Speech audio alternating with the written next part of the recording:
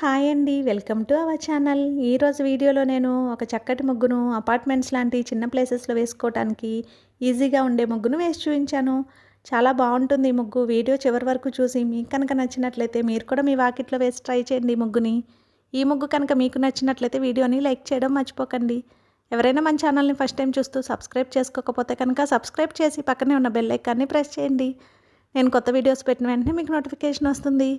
మన ఛానల్లో నేను అప్లోడ్ చేసే అన్ని రకాల కొత్త ముగ్గుల వీడియోస్ అన్ని మీరు వెంటనే చూడవచ్చు.